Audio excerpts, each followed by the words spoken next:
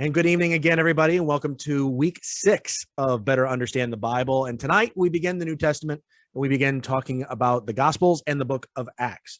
You could argue that a Christian church teaching about the Bible should start with the Gospels and the book of Acts. I understand that entirely.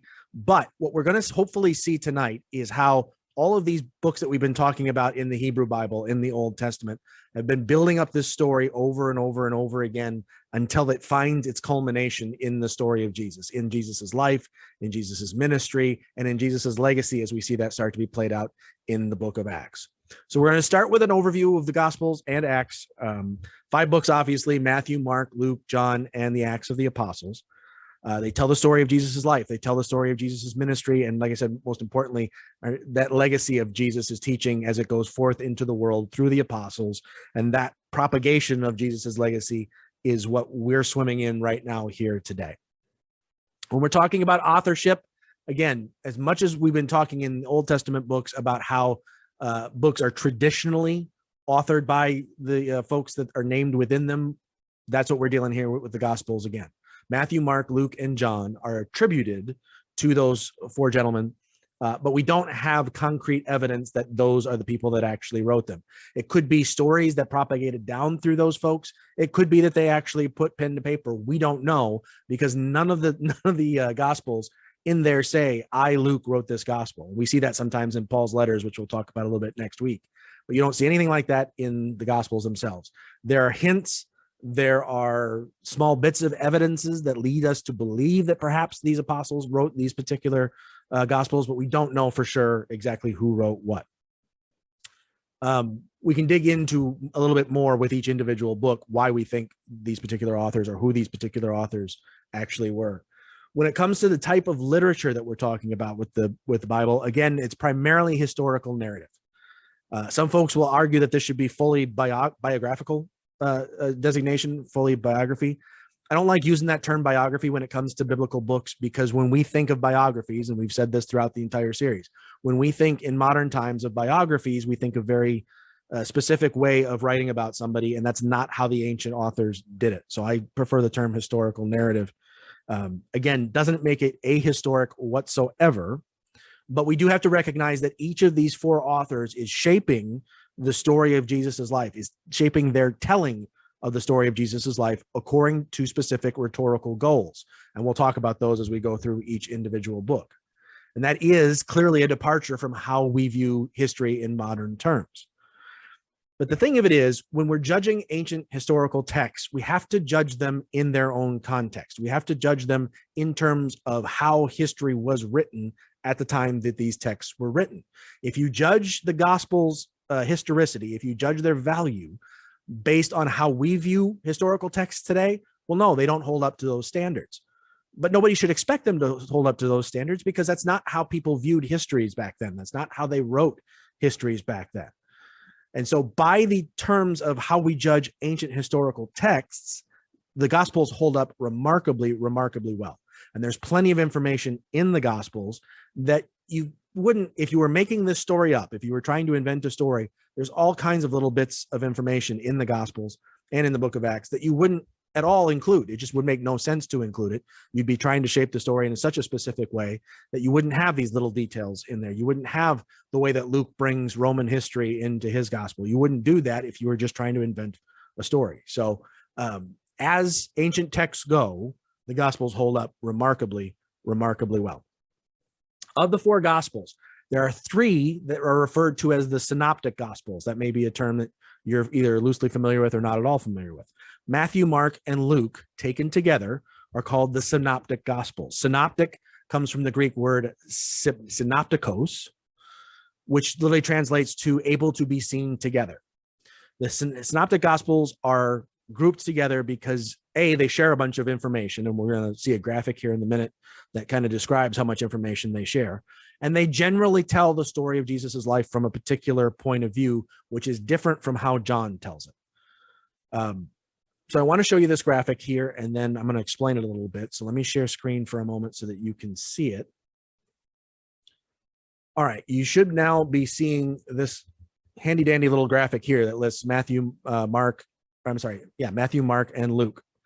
And what you'll notice is there's a shared bit of information. Mark is considered to be the oldest of the four Gospels. And part of the reason that they believe that that's true is, if you'll notice, 76% of the information that's in Mark can be found in Luke and also found in Matthew. It is believed, like I said, Mark wrote first. Matthew and Luke both borrowed from Mark as they wrote their Gospels. This percentage of sharing sort of verifies that to a degree. You'll also notice that Matthew and Luke, who are writing presumably around the same time, we'll talk about dates here in a second, share common information that isn't found in Mark. And this leads scholars to believe that there was actually a second source that Matthew and Luke were both looking at as they constructed their Gospels. This source in academic circles is referred to as Q, which is from a German word, and I forget exactly what the word is. But anyway, point being that there seems to have been another source, which we now don't have, which is why scholars debate whether it actually existed or not. But there is this remarkably large percentage of information that both Luke and Matthew share that isn't found in Mark. There's also little bits of Mark that you see specifically in Luke and not Matthew, and a little bit of Mark that you see in Matthew but not Luke. And of course, each Matthew and Luke both have their own individual little bits of information that they have as well. So it's just interesting to see the connection from those three Gospels, but there's a bunch of connection there. And that kind of connection isn't necessarily found in John, which is why John's left out of this Synoptic Gospel group. One of the bits of information that gets shared or that's common is people are familiar with the Sermon on the Mount. We find that in Matthew chapters 5 through 7. I had you read Luke chapter 6 because that's referred to as the Sermon on the Plain. And if you read Luke chapter 6, you see a lot of things in that chapter that are very, very reminiscent of the Sermon on the Mount. What does this mean? Does this mean that Jesus gave this one sermon one time, and Matthew decided to put him on a mount, and Luke decided to put him on a plain? Possibly. But I like to think Jesus was an itinerant preacher. He roamed all around the countryside preaching very much the same thing over and over again. And as somebody who's done preaching, I can tell you firsthand that sometimes you repeat a sermon in a different location because that group hasn't heard it yet, and it's something that you have down and can present well to that particular group of people. So I like to think that the sermon that Matthew recorded on the Mount was the same material, though given at a different time when Luke describes it in the Sermon on the Plain. But that's a bit of information that you see, even though the context is different, it's the same kind of information that's common to multiple Gospels. So dating wise, as I said, Mark is generally considered to be the oldest of the four Gospels. The scholars will date him anywhere between 40 and 70 AD. If you think about it, Jesus lived into the early 30s AD. So if it's that early that Mark is being written down in 40 AD, that's less than 10 years after Jesus has left that this gospel is starting to be written down. Even if it's as late as 70 AD, that's less than a generation after Jesus' death that Mark is already writing down his story. Matthew, presumably somewhere between 60 and 90 AD. Luke and Acts, we'll talk about them, why they're considered together, were somewhere between 70 and 90 as well. And then John is the latest of the four Gospels, that presumably written somewhere between 80 and 100 AD. Now, those dates are loose, and you will find scholars that will date these all to a later date. I think there's strong indications, and I won't go into the nuts and bolts of it, but I think there's strong indications that these numbers are fairly reliable in terms of where they are in approximation to Jesus's life. The most important thing to understand there is that even the latest of those Gospels, even if you take John being written sometime in 100 AD, there would be people that were only a generation away from Jesus's life living at that period of time.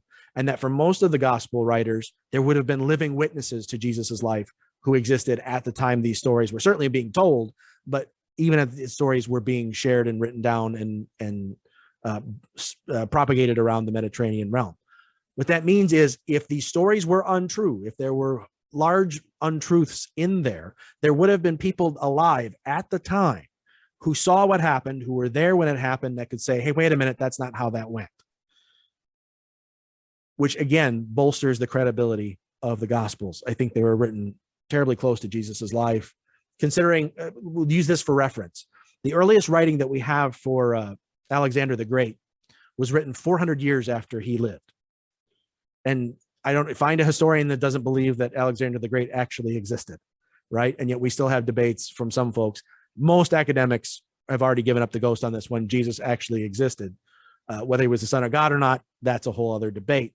But that there was a man roaming around the Sea of Galilee named Jesus of Nazareth is fairly well accepted. So the history contained within the Gospels, they cover the events of Jesus's life from the early aughts. So we're talking about somewhere between 0 and 3 AD that Jesus was born, to his death at the age of 33. So that means we're talking 33 to 36 AD, somewhere in that range, where he was crucified by Rome. Acts, the book of Acts, covers obviously from Jesus' resurrection up through his ascension, up through Paul being in prison in Rome, which we know happened somewhere around 61 AD. So the book of Acts covers roughly 33 AD to 61 AD. So that's the kind of historical period that we're looking in to start with. Now, I'm going to pause there for a second before we dig into the individual books. And I will give everybody the opportunity, if they'd like, to pop in with a question. If there's something that I went through too fast or you want me to go over again, please by all means say so. Which may prompt a question now that we've talked about the chronology here. If Mark was written first, why does Matthew appear first in the Bible? Which is a great question. Unfortunately, the answer isn't a terribly sexy one. It's simply tradition. St. Augustine, who was one of the early church fathers, championed this idea of Matthew having been written first. And that was mostly based on the fact that Matthew starts with a genealogy and then the birth narrative. Mark doesn't have either of those things. And so that's where Augustine decided that's where we should start. And it sort of just worked its way into the canon and became tradition that Matthew is the first book in the Bible. Later literary analysis, which Augustine didn't have access to, demonstrates that Mark was probably written first. But simply by virtue of tradition, Matthew shows up first in the Bible. Again, authorship is credited to Matthew. We've been talking about that, who was one of the apostles. He was the tax collector. The book itself, again, says nothing about who the author is. At no point in the book of Matthew, and truthfully, at no point in any of the four Gospels, does the author say, I, Matthew, I, Mark, I, Luke, I, John, write this particular thing. So scholars tend to think of these as traditionally ascribed to those particular authors. Matthew especially is thought of by a lot of scholars as being an anonymous book altogether that was just at some point later attributed to the Apostle Matthew. What we do know about it is that it was written primarily to a Jewish audience. If you look at Matthew chapter 5, verse 17, you have a quote from Jesus that says, I have not come to abolish them being the laws, but to fulfill them, which presents Jesus as this greater version of Moses. If you watch the Bible Project video that I assigned, you saw they talked about that in there. It connects Jesus directly to the law, directly to Moses, which is something you would do for a Jewish audience that you wouldn't necessarily do for a Gentile audience. Moses and characters like Abraham wouldn't have as great a resonance with a Gentile audience as they do with a Jewish audience. So the fact that that's mentioned so prominently is part of what leads us to believe that this was specifically meant for a Jewish audience. And there's another piece of information I'll get to here in a second that does the same thing. Interestingly, Matthew also takes a harsh view of Jewish leadership at the time of Jesus. You see Jesus often rebuking religious leaders at his time in the Gospel of Matthew. Chapter 23 has what's called the 7 woes. Woe unto you for doing X, Y, or Z. Those are always directed at religious leaders, at the scribes, at the Pharisees, that sort of thing. And unfortunately, that's been interpreted as a criticism of Judaism, as a criticism of the law, which isn't the case. It was specific religious figures. It would be like getting mad at Christianity for the failure of a specific pastor. Matthew was going after the religious elite, not the religion itself of Judaism. Jesus came not to destroy Judaism. Jesus came to fulfill Judaism. That's what he has Jesus saying in this particular gospel. And while the audience was primarily Jewish in nature, Matthew is trying to convince these Jews that the definition of God's people has been redefined to include Gentiles, to include believing Gentiles. Again, another reason you wouldn't make that argument necessarily to a Gentile group unless you were trying to support them, I suppose. But it's far more likely you're making that argument to a Jewish audience. Matthew also collects Jesus's teaching into 5 sections. And remember what we've been talking about, that anytime you see that number 5 in the Bible, there's significance to that number. What's the significance to that number? Well, we're talking about Torah. We're talking about the 5 books of the Torah. So the fact that Jesus' teachings are collected into 5 sections has that meaning attached to it, again, indicating that it's meant for a Jewish audience. We talked earlier about the Sermon on the Mount. That's chapters 5 through 7 of Matthew. His missionary discourse comes in chapter 10. Parables of the kingdom comes in chapter 13. The church in the kingdom comes in chapter 18. And the judgment discourse comes in chapters 24 to 25. Each of those, the way that we've been able to delineate those is that each of them finishes with Matthew writing, when Jesus had finished saying these things, ... and that translates onto the next section of the Bible or onto the next story that he's trying to tell. But if you find one of those phrases and then look backwards a little bit, you'll see there's a chunk of Jesus's teaching, and there's 5 chunks throughout that gospel. So those are some notes about Gospel of Matthew. I'll go through Gospel of Mark, and then we'll pause again for more questions. Mark is the second gospel listed in the in the Bible, and again attributed to a guy by the name of John Mark, who we see actually in some of both talked about in some of Paul's letters and specifically in the book of Acts as being an associate of Peter. So again, we think of this in some ways as Peter's gospel. These are Peter's stories translated down through Mark, and then probably through somebody that followed Mark, and that was who actually wrote them down. Mark is the shortest of the 4 gospels. There's only 16 chapters in Mark, and it's very fast paced. Mark doesn't mess around. Jesus does this, and then Jesus does that, and then Jesus does this, and just boom, boom, boom, away we go. Mark was written primarily to a Greek-speaking audience. So now we're talking about more Gentiles involved here. Hebrew names and Aramaic words are translated in Mark. When he uses one of those words or uses either Hebrew or Aramaic, he'll say meaning something in Greek, obviously originally written in Greek. So he's translating those Hebrew and Aramaic words for a Greek speaking audience. He also, when he starts to discuss Jewish purification rituals, he offers explanations for why those were used. And again, not something you would do if it was a primarily Jewish audience that was reading it. So we believe strongly that this was written for primarily Gentile audience.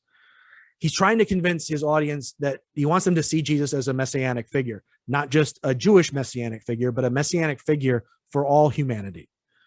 He focuses heavily in the Gospel of Mark on the coming of God's kingdom.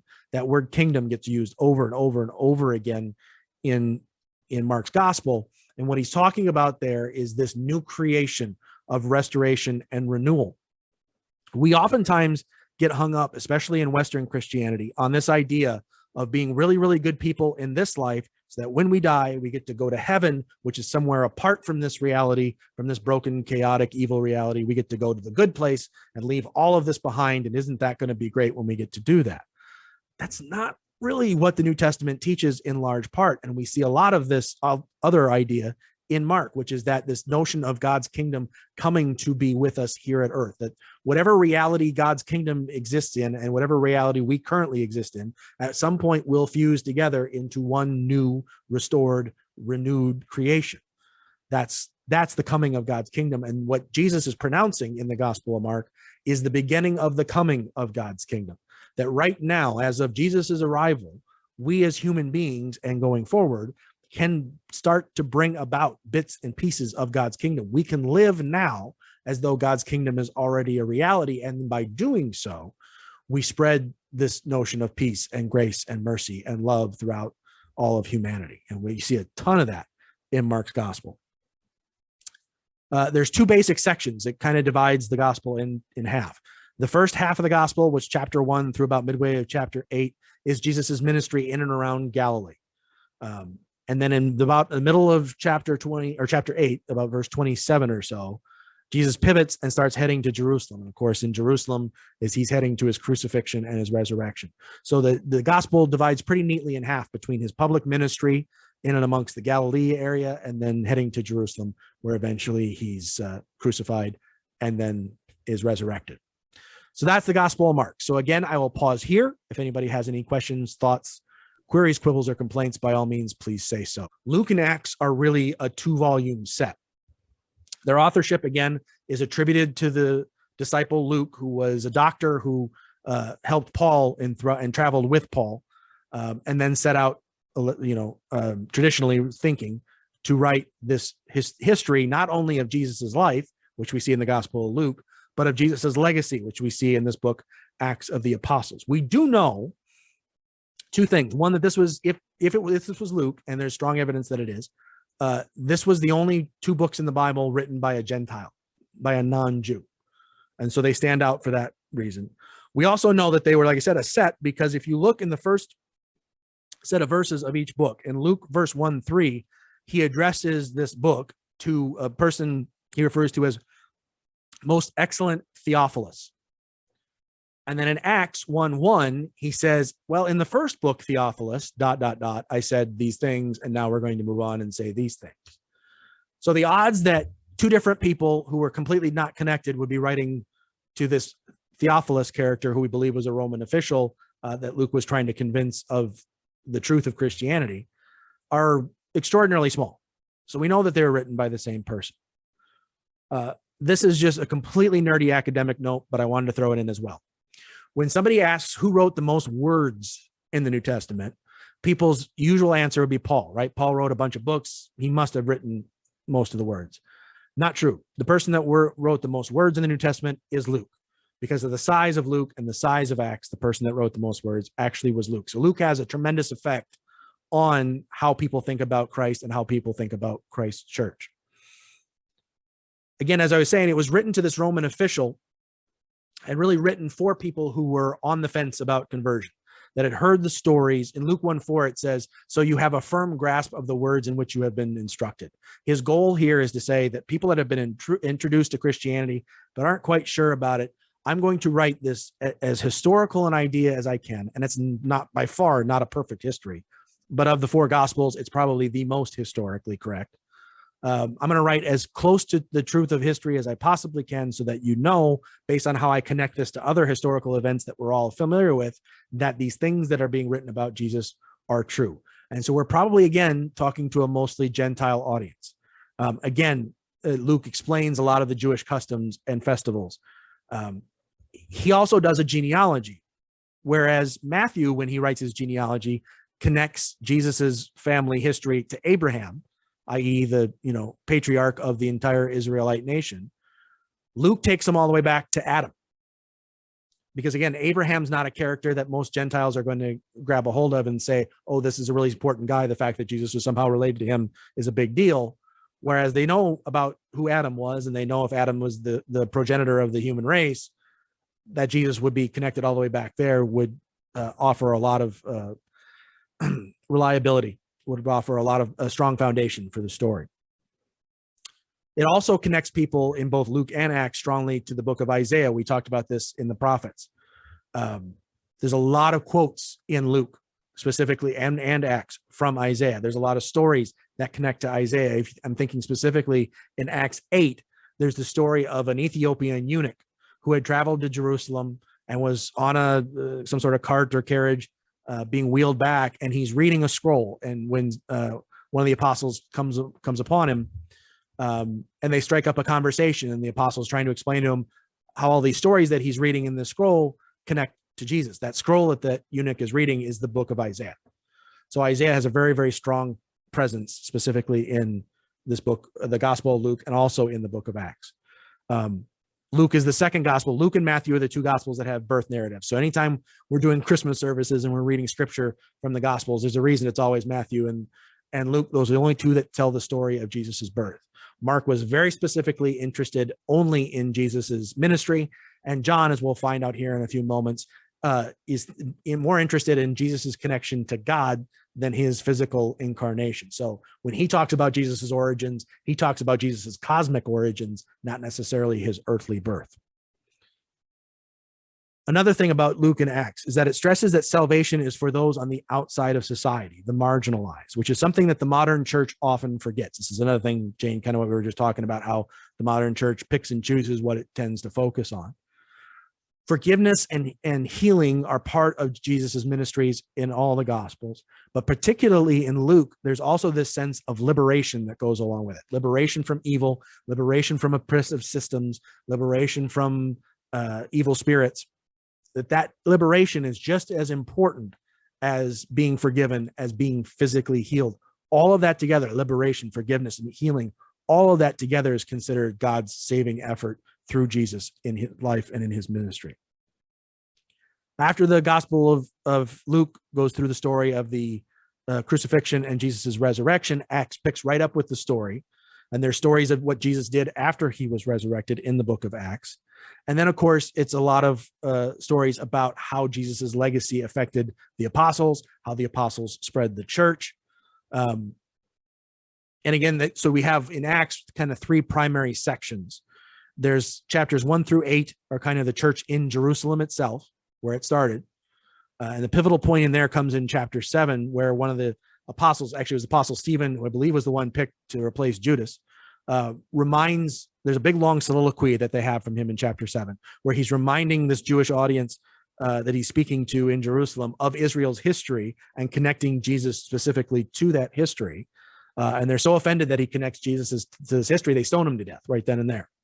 And so funny, a lot of the other followers move on from Jerusalem after that particular act. And so we see in chapters 8 through about the middle of chapter 12 that the church spreads throughout Judea, which is that southern kingdom. It also spreads into Samaria, which is in that northern kingdom, and into the surrounding areas. And then finally, in the last third, the chapters 13 to 28, we see the church spread throughout the Mediterranean, and that's primarily considered with Paul's travels. Paul has 3 missionary journeys where he plants churches around the Mediterranean area, and that's that last third of the book of Acts. So that's Luke and Acts there. And we'll finish with John, and then we'll talk about other questions and other thoughts and concerns. Again, John traditionally attributed to the Apostle John, along with 3 letters that appear in the New Testament. We'll talk about those next week, and the book of Revelation, which we'll talk about in 2 weeks.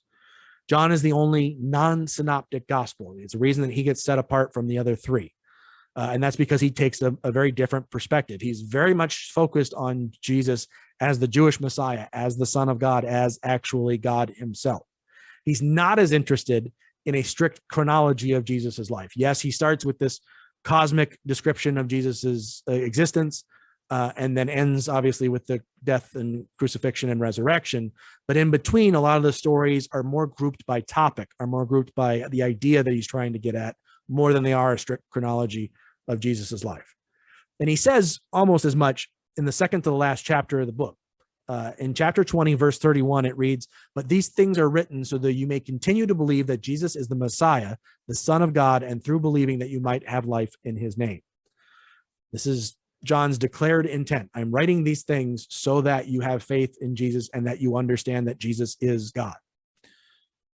John also divides the book kind of into 2 sections. The first half of the book, chapters 1 through 12, is called the Book of Signs. There are 7 signs or specific types of miracles that are supposed to directly tell you something about Jesus's relationship to God that he goes through in these first 12 chapters. These are essentially, again, Jesus's public teachings. Chapters 2 through 4, he works some miracles on institutions in Judaism. Chapter 5 through 10, he makes appearances at Jewish festivals. The second half of the book is called the Book of Glory. This is chapters 13 to 21. These are Jesus. Now Jesus, instead of preaching to crowds and preaching to multitudes and preaching out in public, now Jesus is teaching just his apostles himself. There's a famous scene in John 13 where he's washing the disciples' feet and very specifically telling them, this is how you lead in God's kingdom, by serving other people, not by lording over other people and commanding them what to do, but by coming under them and serving their needs up to and including washing their very feet. It's why you see Pope Francis at certain points of the year will make very public displays of washing people's feet as he's trying to recall this particular story from the Gospel of John. So it's these private teachings of the apostles. Now, the other thing about John's Gospel that sets it apart, and this will be the last thing I talk about here today, is that when you see the other 3 Gospels, you see very much Jesus's humanity come through, right? We see Jesus being afraid. We see Jesus being tormented, Jesus being in pain as he goes to his crucifixion. A lot of that pain and torment and anguish is not present in John. You see a much more confident, a much more what we would call today strong leader type vision of Jesus in that. And again, that goes back to this idea of being connected to God. What do you have to be afraid of if you're actually God himself? And so John presents Jesus as this much more confident character, as this much more confident, strong presence than you would see in other Bibles, because he's not stressing the human part of Jesus as much as he's stressing the God part of Jesus. And you'll notice that as you go through and read the book of John. So that's what I have on the 4 Gospels and the book of Acts. For those of you watching on YouTube, thank you for being with us. Remember, you can always leave comments and email me, danc@genesiscub.org. And we hope to see you with us next week.